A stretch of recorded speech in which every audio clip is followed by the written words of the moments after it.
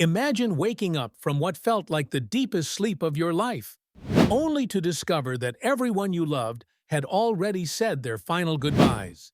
This was the extraordinary reality faced by Lazarus of Bethany, whose return from death would forever change how humanity understood the boundary between life and the afterlife. The biblical account tells us that Lazarus had been dead for 4 days when Jesus arrived in Bethany.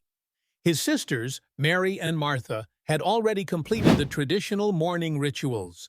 The tomb had been sealed, and according to Jewish custom of the time, decomposition would have begun. When Jesus commanded the stone to be rolled away, Martha protested, warning of the inevitable odor that would emerge. But what must it have been like for Lazarus himself?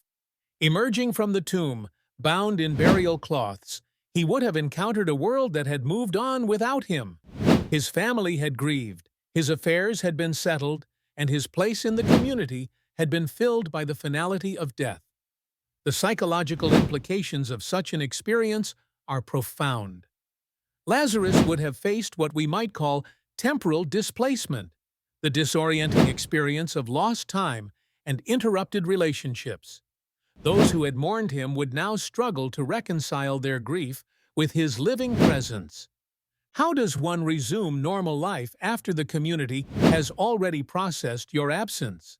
Historical accounts suggest that Lazarus lived many years after his resurrection, eventually becoming a bishop in Cyprus.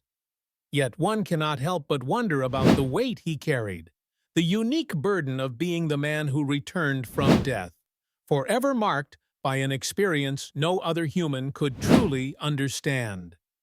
Lazarus represents the ultimate disruption of natural order, reminding us that some boundaries, once crossed, leave us forever changed even when we find our way back.